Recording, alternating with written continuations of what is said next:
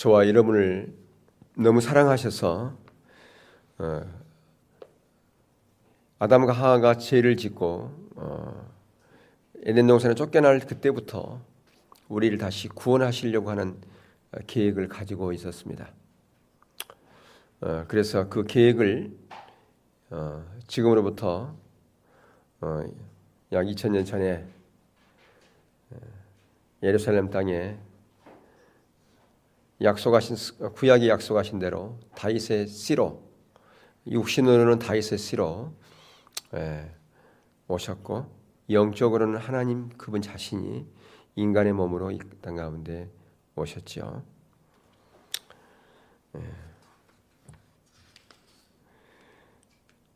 그래서 이 땅에 오신 예수님의 메시아, 즉 그리스도이심을 믿는 믿음이 우리의 구원을 위해서 필수적이라 그렇게 말씀했습니다.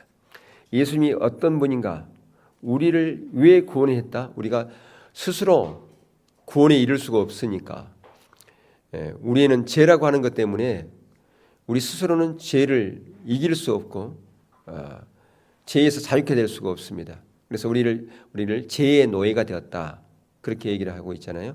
죄가 노예가 되었고 죄의 종이요, 사단의 종이요. 그것은 우리 스스로 죄를 이길 수 없다라고 하는 그런 말씀이죠. 그런데 예수님께서 오셔서 그 모든 죄를 사하시고 대신 그분이 죽으심으로 우리를 하나님의 자녀로 삼으셨다. 그래서 예수님께서는 이 땅에 오신 메시아로 오실 뿐 아니라 다윗에게 주신 언약의 성취하러 오신 메시아이다라고 하는 그 부분이죠. 그 부분 살폈습니다. 자, 그리고 더 나아가서 이 땅에 오신 하나님의 아들이다. 이 땅에 오신 다윗의 씨로 혈통으로 오신 인간으로 오셨고, 더 나아가서 하나님의 아들로 오셨다. 그분은 참 인간이요 참 하나님이다 라고 하는 겁니다. 그래서 빌립보서 2장 5절 8절에 예수님은 하나님과 뭐라고요? 본체다. 하나님의 본체. 그래서 하나님 예수님께서 자기를 비워 종인 인간의 형체로 이 땅 가운데 오셨다라고 하는 것입니다. 하나님의 형상인 것을 포기하고 육신의 몸을 이 가운데 이 땅 가운데 오신 것이죠. 자, 그다음에 여러분들 지난 시간에 제가 에스겔서 1장 28절과 다니엘서 7장 13절을 읽어오라고 그랬잖아요. 그죠? 읽어오시면 손 들어보세요. 나간 거 동시에 까먹어버린 한 사람밖에 없어요. 나가면서 잊어버렸어요? 그러면 지금 에스겔서 1장 26절에서 28절을 읽습니다. 에스겔서 1장 26절에서 28절.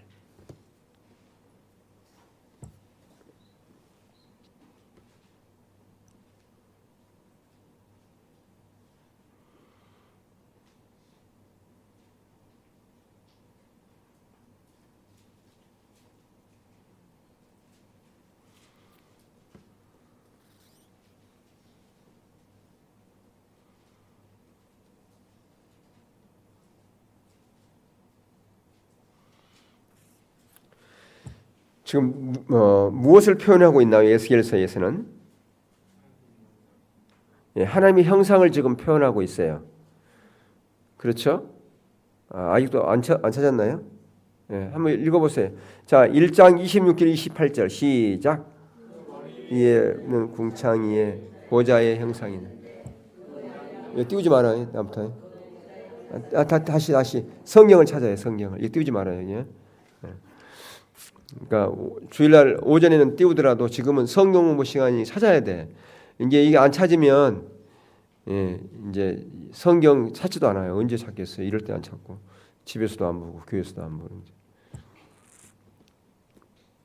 다시 시작. 그 머리에 있는 궁창이의 보좌의 형상이 있는데 그 모양이 남보석 같고 그 보좌의 형상에 한 형상이 있어 사람의 모양 같더라. 내가 본즉 그 허리 이상의 모양은 단새 같아서 그 속과 주위가 붉았고 그 그 허리 이하의 모양도 불같아서 사면으로 강체가 나며 그 사면 강체의 모양은 비오는 날 구름에 있는 무지개 같으니 이는 여호와의 영광의 형상의 모양이라. 내가 보고 곧 엎드리어 그 말씀하시는 자의 음성을 들으니라. 26절에 보니까 하나님의 보좌에 한 형상이 앉아 있는데 그 형상의 모양은 무엇 같다고 그랬어요? 사람의 모양. 또 28절은 그 모양은 무엇이라고 표현하고 있어요? 여호와의 영광의 형상의 모양. 자, 그다음에 다니엘서로 가겠습니다. 다니엘서 7장이에요.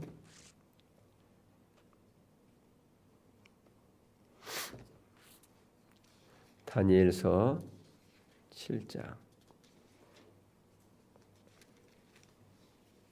다니엘서 7장 13절 14절 읽겠습니다. 시작. 내가 또 밤 이상 중에 보았는데 인자 같은 이가 하늘 구름을 타고 와서 예적부터 항상 계신 자에게 나와 그 앞에 권세와 영광과 나라를 주고 모든 백성과 나라들과 각 방언하는 자로 그를 섬기게 하였으니 그 권세는 영원한 권세라. 옮기지 아니할 것이요 그 나라는 패하지 아니할 것이니라. 아멘. 여기서 예적부터 항상 계신 이 누구 가르친 거예요? 하나님이죠. 예적부터 항상 계신 이예요.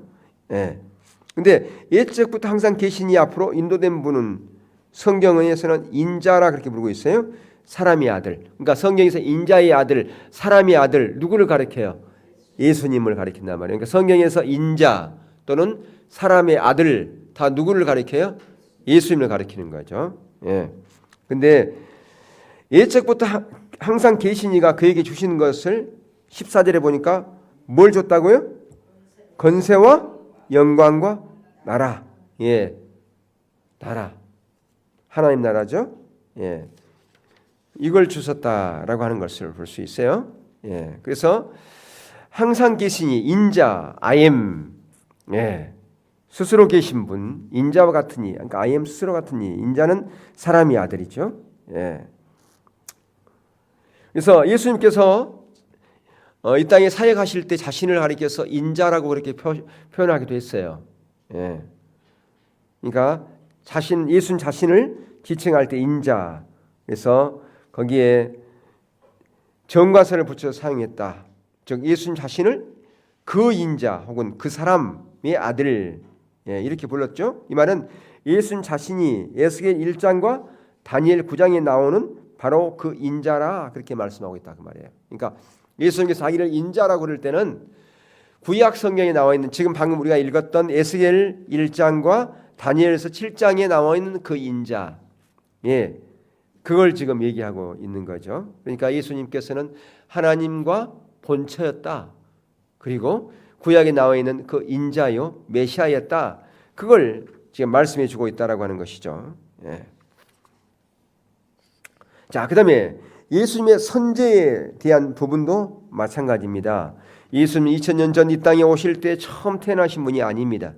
사실 예수님은 태어나신 분이 아님이죠. 예수님은 영원 전부터 계셨죠. 우리가 무엇을 통해서 알 수 있느냐? 예수님 하나님이 천지를 창조할 때에 창조하고 나서 사람을 지을 때 우리가 그랬죠. 우리가 우리의 형상을 따라. 우리가 뭐예요? 우리 복수잖아요. 우리가 내가 아니라 우리가. 그것은 성부, 성자, 성령을 가리킨다라고 그렇게 볼 수가 있고요. 또 우리가 잘 아는 것처럼 요한복음 1장에 보면 태초에 말씀이 계시니 말씀이 육신이 돼서 이 땅에 오신 누구? 예수님. 그렇죠. 태초에 뭐가 계셨어요? 말씀이 계셨단 말이에요. 태초에. 그러니까 태초에 말씀이 계셨다. 태초에 누가 계셨다? 예수님이 계셨다. 그 얘기죠. 그러니까 동시에 그 예수님께서는 창조의 주역이었다. 창조 때 누가 같이 그 주역으로 계셨다? 예수님이. 그렇죠? 자, 잠언서 8장 22절에서 31절을 찾아서 읽겠습니다. 시편 다음에 있어요. 예. 다른 데 찾을까 봐서. 잠언서 8장 22절에서 31절. 시작. 여호와께서 그 조화의 시작 곧 태초에 일하시기 전에 나를 가지셨으며 만세 전부터 상고부터 땅에 생기기 전부터 내가 세움을 입은. 거기 보세요. 만세 전부터 상고 때부터 땅이 생기기 전부터 내가 세움을. 그러니까 창세전에 있었다 그 얘기죠. 그러니까 제가 지난 시간에 말씀했잖아요. 요한복음에서의 태초는 창세기에 보면 태초에 하나님이 천지를 창조했다. 그 태초가 아니라 그랬죠. 그것보다 훨씬 전의 태초. 그러니까 만세 전부터 상고 때부터 땅이 생기기 전부터 그때 그 태초 알파라고 말해요. 알파. 아직 바다가 생기지 아니하였고 큰 샘들이 있기 전에 내가 이미 났으며 산이 세우심을 입기 전에 언덕이 생기기 전에 내가 이미 났으니 하나님이 아직 땅들도 세상 진토의 근원도 짓지 아니하셨을 때여라. 그가 하늘을 지으시고 궁창으로 해면에 두르실 때에 내가 거기 있었고 그가 이로 구름 하늘을 견고하시게 하시며 바다의 샘들을 힘있게 하시며 바다의 한계를 정하여 물로 명령을 거스르지 못하게 하시며 또 땅의 기초를 정하실 때에 내가 그 곁에 있어 창조자가 되어 날마다 그 기뻐하신 바가 되었으며 항상 그 앞에서 즐거워하였으며 사람이 거처할 땅에서 즐거워하며 인자들을 기뻐하였느니라. 자, 여기 보면 나 하나님의 지혜를 가리키잖아요. 지혜는 인격체로 묘사되고 있어요. 23절 한번 보시면 만세전부터 거기 만세전부터 상고 때부터 땅이 생기 전부터 내가 세움을 입었다. 만세전부터 태초부터 세움을 입었다. 누가? 예수님께서. 그래서 천지 창조에 있어서 지혜 역할을 당신 말로 써보라 그랬어요. 지혜가 누구예요? 예수님을 가리켜 지혜라 그렇게 지혜. 그래서 성령을 다른 말로 말하면 예수님의 영이요, 지혜의 영이요 그렇게 부르죠. 또 하나님의 영이다 그렇게 부르고. 자, 천지 창조에서 지혜의 역할을 당신 말로 써보라고 그랬는데 써보셨어요? 27절, 28절. 천지 창조의 지혜의 역할 어떤 거예요? 지혜의 역할이 뭐예요? 천지를 창조하셨단 말이에요. 그러니까 이제 천지 창조하는 데 있어서 삼위일체 하나님의 역할이 뭐냐? 성부 하나님은 뭐 하셨어요? 계획하셨다. 계획하시고 성자 하나님은 실행하시고 그 다음에 성령 하나님은요 그 모든 것이 잘 조화롭게 이루어지도록 그렇게 그분께서 운행하시는 역할.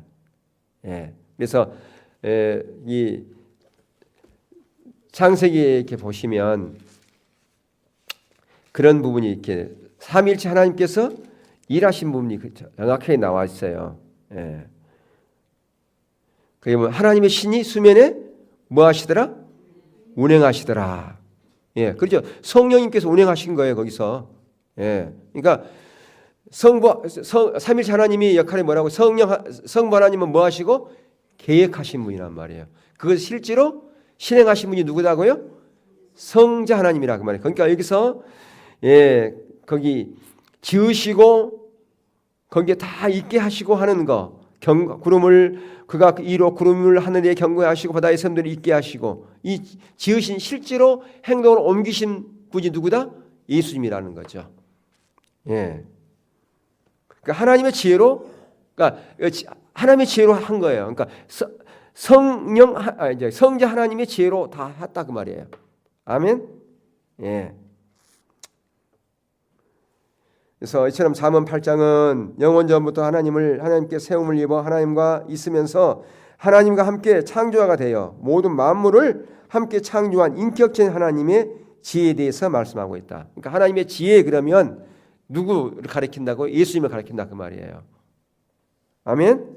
그래서 예경도 비슷한 내용을 하고, 예경은 성경이 아니에요. 근데 건의를 갖지 못하지만 참고는 할 수가 있어요. 외경 혹시 보셨어요? 외경. 저희 집에도 외경이 있는 그 성경책이 있어요. 그 천주교하고 이 성경을 같이 만든 데가 있어요.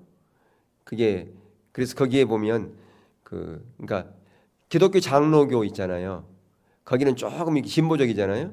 거기서 천주교하고 성경을 만들었는데 같이 만들었어요. 거기 보니까 외경이 있더라고요. 제가 집사 직분 받을 때 그걸 선물로 받았어요.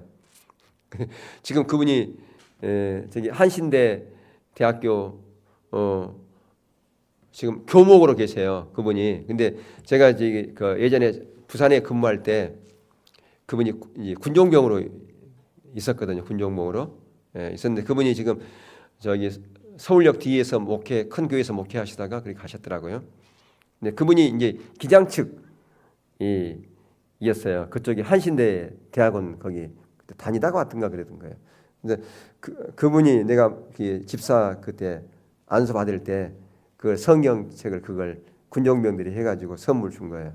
그래서 그 예경이 있는데 거기 보면 이제 그때 내가 26살 때 안수 집사, 침례교회에서 됐으니까 안수 집사죠. 근데 그때는 저는 몰랐어요 그렇게 하는지. 그때 목사님이 침례교 목사님이었는데 주보에다가 다 이렇게 안수 앞에서 안수 받고 그랬어요. 그 목사님도 몰랐을 거예요. 그때 그분이 중인데 이제 임관하고 와가지고 뭘 알았겠어요. 사람이 없으니까 할 사람이 없으니까 일할 사람이 없으니까 그랬던 것 같아요. 그러니까 그때 이제 그 교회에 담임 목사님이 안 계셔가지고 다른 데서 예배 드리고 그분이 오셔서 했었어요. 근데 그때마더라도 우리 사병들이 많이 나왔어요. 교회에 많이 나와가지고 이렇게 그때 찬양대회인가 어딘가 했었는데 거기 가서도 우리가 막 우승도 하고 막 그랬었어요. 그 부산 야 이거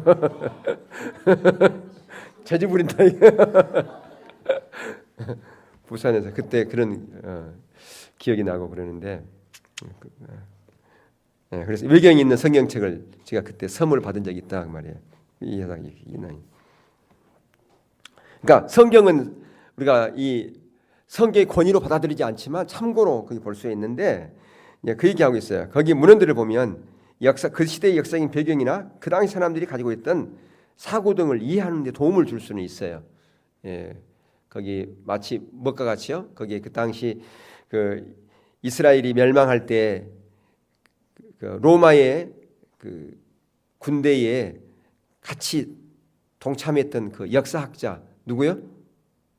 갑자기 생각이 안 나네. 요세푸스. 요세푸스가 종군기자였거든요. 종군기자. 로마 군인의 종군기자였어요. 요세푸스가요. 유대인이면서도. 그래서 그가 그 당시 일어났던 그 모든 것들을 기록해 놓은 책이 뭐예요? 요세푸스예요. 그래서 예루살렘 멸망하는 것 다 거기에 기록되어 있거든요. 요세푸스예요. 그러니까 이런 것처럼 참고될 수 있다 그런 거죠. 그래서 유대인의 선생 벤시라는 이 지혜를 하나님의 보좌 우편에 앉으시고 창조 시에 하나님과 함께 동행하신 분으로 그렇게 묘사하고 있다 그 말입니다. 외경에 그리고 예경인 솔로몬의 지혜서는 이 지혜를 하나님의 보좌 우편에 계신 분으로 창세전부터 존재하겠다고 그렇게 주장하고 있어요. 어디서? 솔로몬의 지혜라고 하는 그 외경에서. 특히 그 책에서는 이 지혜를 하나님의 형상이라고 그렇게 부르는데 이는 그가 보이지 않는 하나님을 대신하여 하나님을 계시해 주시기 때문이다 하는 거죠. 하나님은 우리가 형상을 볼 수가 없어요. 근데 누굴 통해 하나님을 봐요? 예수님을 통해서. 그리고 마틴 행겔 교수는 초대교회 기독론의 출처 중 하나로 그 당시 유대인들이 누구나 기억하고 외우고 있던 메시아에 관한 시편들을 언급했는데 그러한 시편들 중 대표적인 하나가 바로 시편 110편이다 그 말입니다. 시편 110편은 히브리 성경 원문에 다윗의 시라는 제목이 붙어 있다. 예, 시편 110편 1장 이러는 거예요. 여호와께서 내 주에게 말씀하시기를 내가 내 원수들로 내 발판이 되게 하기까지 너는 내 오른쪽에 앉아 있으라 하셨다. 이게 매우 중요하니 찾아봐야 돼요. 이거 자 시편 110편 1절.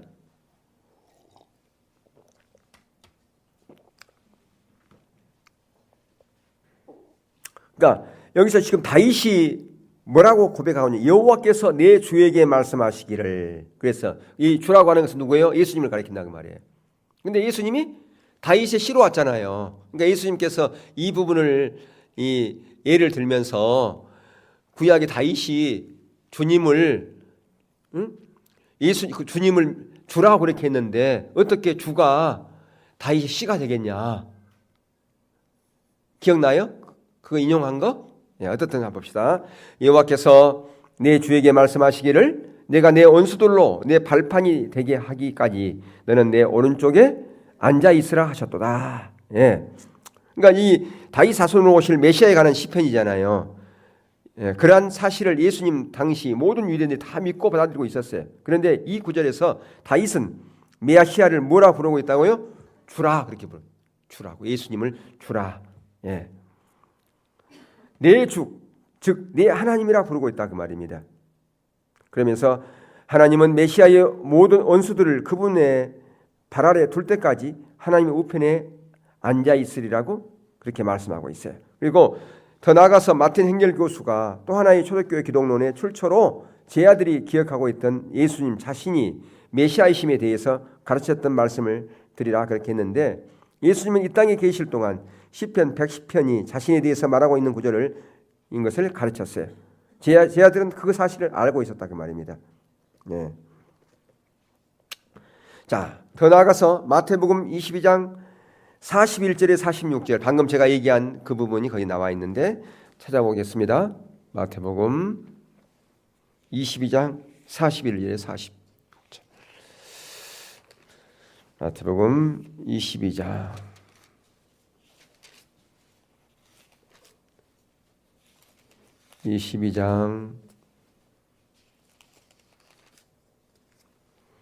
41에서 46.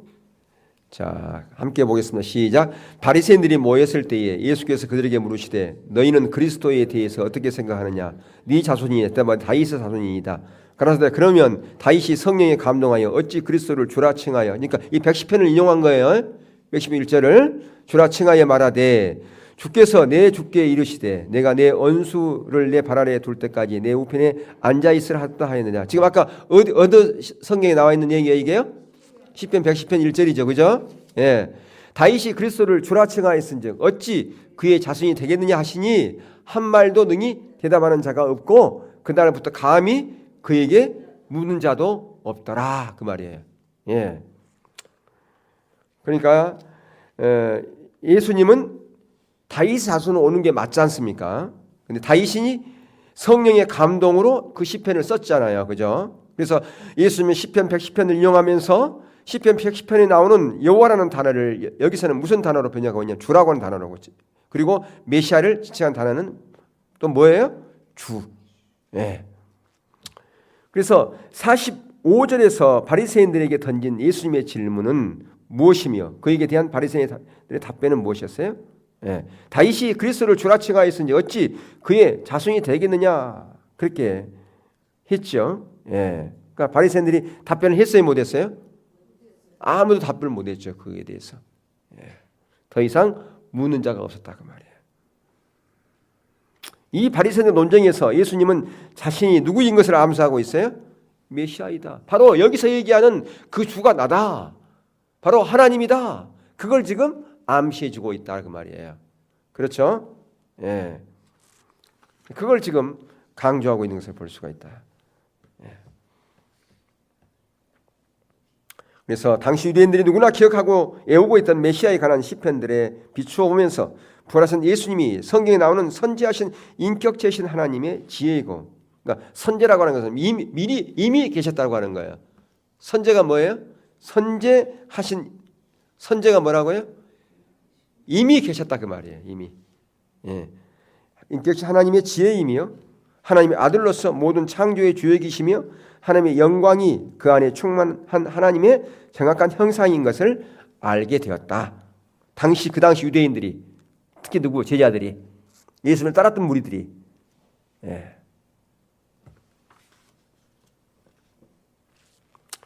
그 다음에 이제 마지막으로 하나님의 사랑. 지난번에 조금 더 했으면 6가로 가야 되는데 지금 이게 벌써 끝났잖아요. 지금 한 30분밖에 안 됐는데.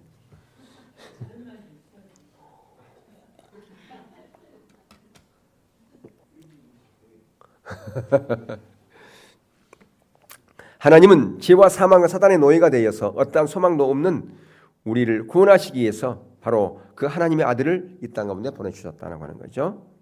그리고 우리의 죄를 위해서 대속물로 내어주기 위해서 그분을 이 땅에 보내주셨고요. 그리고 하나님께서 하나님의 아들을 우리를 위해 이 땅에 보내신 것은 전적인 우리를 향한 그분의 사랑 때문이다. 그래서 예수님의 십자가의 말로 우리를 향한 하나님의 최종적인 사랑의 확증이요, 가장 온전한 표현이다. 뭐에 대한 사랑의 완전한 확증이요, 완전한 표현이다. 그렇게 말할 수가 있습니다. 자, 거기 구절들을 한번 큰 소리로 몇 번 읽으라고요? 3번 읽어보라고요. 한번 읽어보세요. 예.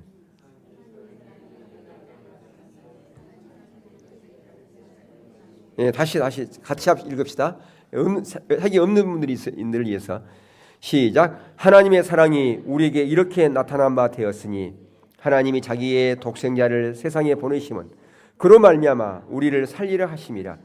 사랑은 여기 있으니 우리가 하나님을 사랑한 것이 아니요 하나님이 우리를 사랑하사 우리 죄를 속하기 위하여 화목 제물로 그 아들을 보냈습니다. 또 한 번, 하나님의 사랑이 우리에게 이렇게 나타난 바 되었으니 하나님이 자기의 독생자를 세상에 보내심은 그로 말미암아 우리를 살리려 하심이라.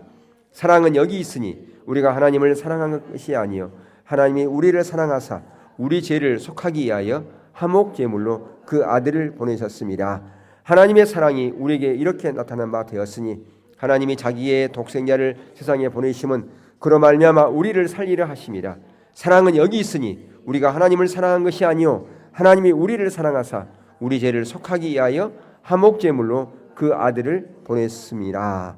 그 밑에 로마서 시작. 의인을 위하여 죽는 자가 쉽지 않고 선인을 위하여 용감히 죽는 자가 혹 있거니와 우리가 아직 죄인 됐을 때에 그리스도께서 우리를 위하여 죽으심으로 하나님께서 우리에 대한 자기의 사랑을 확증하셨느니라. 로마서 5장 7절 8절. 의인을 위하여 죽는 자가 쉽지 않고 선인을 위하여 용감히 죽는 자가 혹 있거니와 우리가 아직 죄인 됐을 때에 그리스도께서 우리를 위하여 죽으심으로 하나님께서 우리에 대한 자기 사랑을 확증하셨느니라. 로마서 5장 7절 8절.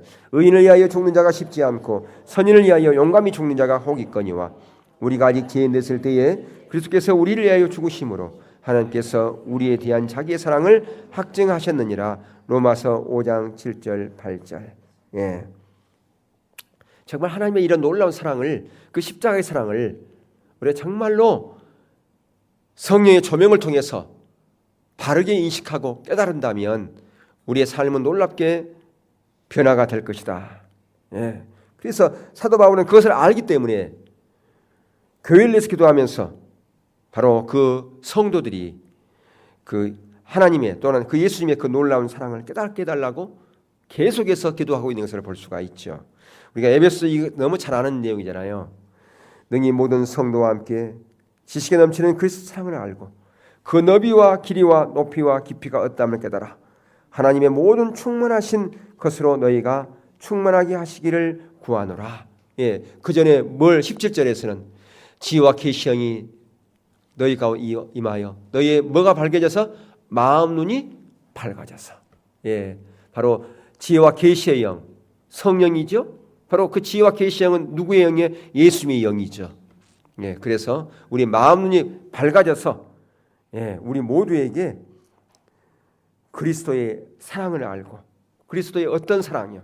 그 너비와 길이와 높이와 깊이가 어떠함을 깨달아 하나님의 모든 충만하신 것으로 너에게 충만하게 되기를 원한다. 그 하나님의 사랑이 무엇인지를 성령의 조명을 통해서 우리의 마음 눈이 밝아져서 바로 깨달아진다면 그렇다면 우리의 모든 삶에서 충만한 삶이 가능해진다. 예, 그 비결을 바울은 깨달았거든요. 알았거든요. 그게. 그 무엇인지를 알았으니까 그 알았으니 계속해서 성도들이 그렇게 되기를 원하는 기도를 하고 있다라고 하는 겁니다. 그리고 이게 성경에 기록되어 있는 것은 결국 뭐예요? 하나님의 말씀이니까 저와 여러분이 그렇게 되기를 하나님께 원하고 계신다라고 하는 거죠. 아멘. 예, 여러분 이 한 주간에도 그 하나님의 사랑을 깊이 깨달아서 하나님의 사랑을 그냥 조금 맛배기로만 그게 아니라 그냥 만지는 것만 그것으로 끝나는 것이 아니라 그분의 사랑에 뭘 알아요? 깊이 또 뭐요? 넓이 또 높이 예, 넓이 이렇게 이렇게 깊은 데까지 통달해서 그 하나님의 사랑을 그렇게 선명하게 그걸 만지고 맛보고 냄새 맡고 그렇게 여러분의 삶 가운데 일부가 되어져서 하나님의 놀라운 그 충만함이 여러분의 삶 가운데 가득할 수 있기를 주의 이름으로 축원합니다. 아멘.